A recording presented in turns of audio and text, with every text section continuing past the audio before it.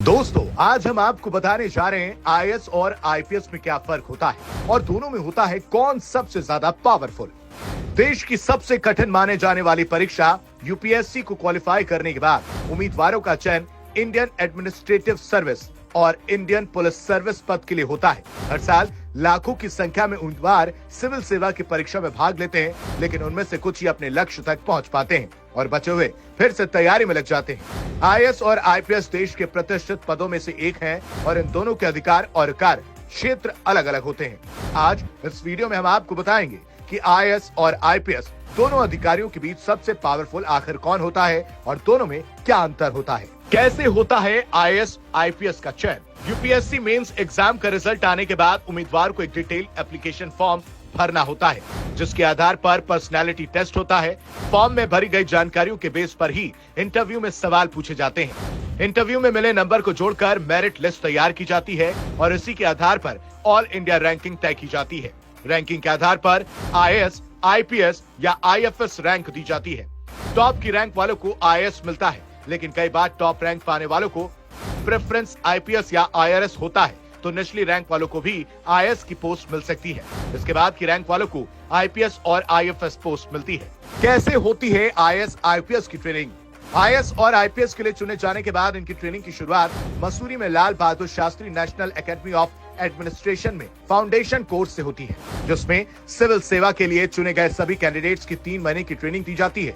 इस कोर्स में basic administrative skills सिखाए जाते हैं, जिन्हें जानना हर सिविल सेवा अधिकारी के लिए जरूरी होता है। एकेडमी के अंदर कुछ खास एक्टिविटीज कराई जाती हैं, जिसमें मेंटल और फिजिकल मजबूती के लिए हिमालय की कठिन ट्रैकिंग एक है। इसके अलावा सभी अफसरों के लिए इंडिया डे का आयोजन किया जाता है, जिसमें सभी को अपने अपने राज्य की संस्कृति का प्रदर्शन करना होता है।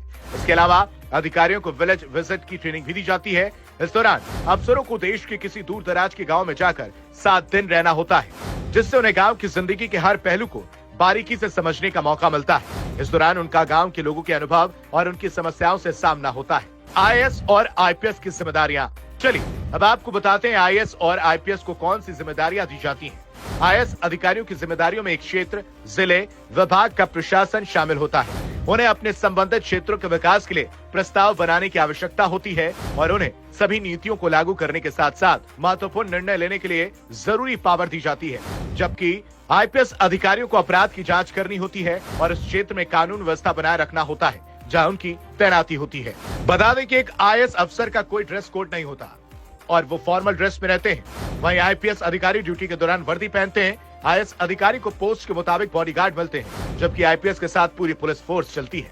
आईएएस और आईपीएस में कौन होता है ज्यादा पावरफुल।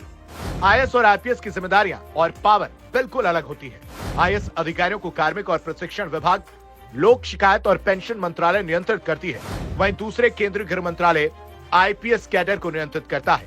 आईएएस अधिकारी का वेतन आईपीएस अधिकारी की तुलना में अधिक होता है। इसके साथ ही एक क्षेत्र में केवल एक आईएएस अधिकारी होता है, जबकि एक क्षेत्र में आईपीएस अधिकारी की संख्या जरूरत के हिसाब से होती है। कुल मिलाकर आईएएस अधिकारी का पद, वेतन और अधिकार के मामले में एक आईपीएस अधिकारी से बेहतर होता है।